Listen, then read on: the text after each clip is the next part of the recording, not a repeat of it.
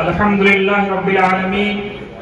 والصلاة والسلام علی نبینا محمد وعلى آلہ واصحابہ وازواجہ وذریاتہ واہل بیتہ واتباعہ الی یوم الدین وبعد. قال اللہ تعالی فی کلامہ المجید: اعوذ باللہ السمیع العلیم من الشیطان الرجیم. بسم اللہ الرحمن الرحیم. انما المؤمنون الذين اذا ذكر الله وجلت قلوبهم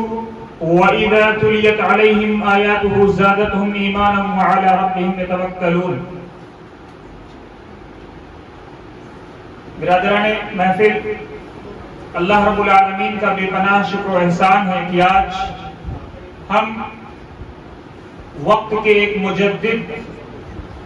حضور داعی اسلام شیخ ابو سعید شاہ احسان اللہ محمدی صفوی ادام اللہ ظلہ علیہ کی موجودگی اور ان کی سرپرستی میں جمع ہوئے ہیں، اور ایک ایسے مقصد اور ایک ایسے مشن کے لیے جمع ہوئے ہیں جو ہماری جسمانی تربیت سے زیادہ، کیونکہ ہماری روحانی تربیت زیادہ ضروری ہے، اس لیے اس کاز کو، اس مقصد کو حاصل کرنے کے لیے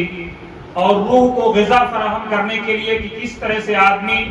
اپنے آپ کو روحانیت کے نور سے سرشار کر کے اپنی زندگی میں ایک انقلاب لا سکتا ہے. ہماری یہی کوشش ہے، خانقاہ عارفیہ کی یہی کوشش ہے، اور حضور داعی اسلام شیخ ابو سعید شاہ احسان اللہ محمدی صفوی ادام اللہ ظلہ علیہ کی یہی کوشش ہے کہ جو بھی، کیونکہ آپ سب جانتے ہیں کہ جس طرح سے وقت گزرتا گیا، ہم دور نبوی سے دور ہوتے گئے،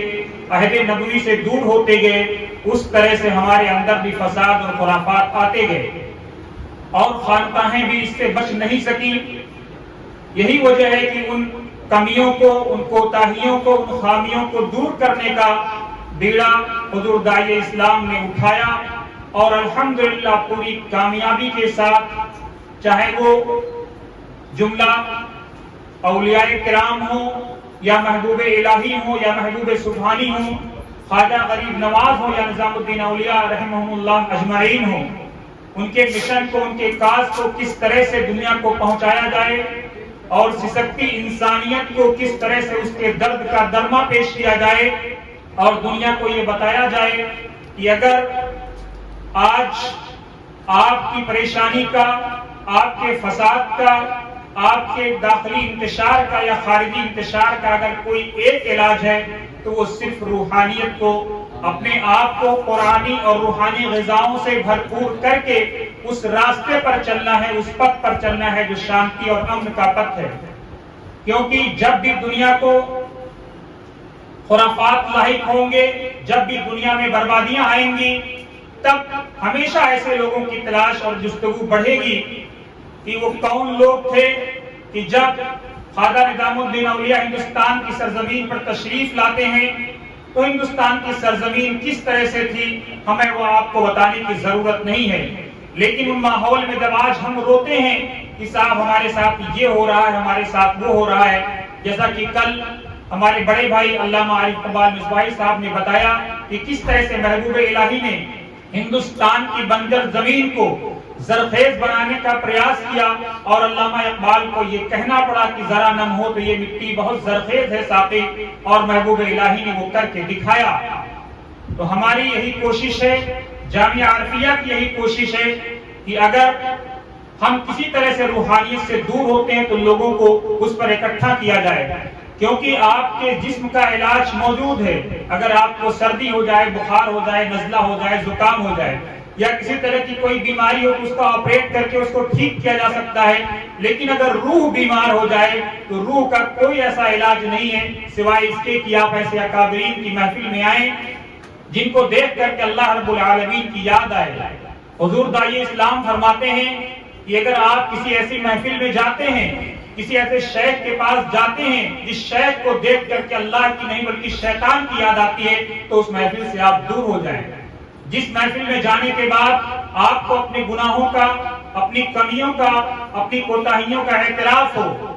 آپ کو یہ احساس ہو کہ آپ سے غلطیاں ہوئی ہیں، آپ کو اپنے کیے پر ندامت ہو، تو یقیناً آپ کو اس شیخ کی صحبت، اس شیخ کی سرپرستی میں کام کرنا چاہیے. اور حضور فرماتے ہیں کہ جس طرح سے مال کی زکوٰۃ ہے اسی طرح سے وقت کی زکوٰۃ ہے. ہماری اور آپ کی ذمہ داری ہے کہ جس طرح سے ہم 100 روپے میں 2.5 روپیہ زکوٰۃ نکالتے ہیں اسی طرح سے ہم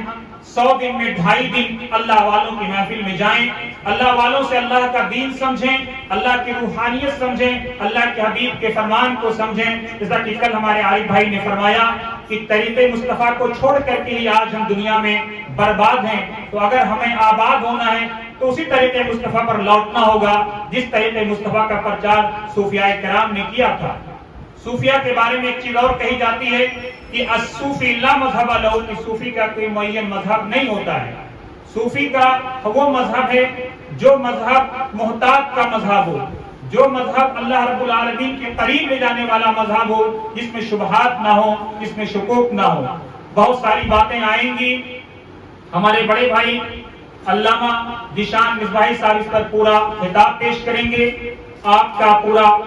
پاور پوائنٹ پریزنٹیشن تیار ہے، اس پر آپ لوگوں کو بتائیں گے کہ کس طرح سے روحانیت کی ضرورت ہے، کیسے ہم روحانیت سے دور ہوئے، کیسے ہم روحانیت سے قریب آ سکتے ہیں، کیسے ہم اپنے دل کو،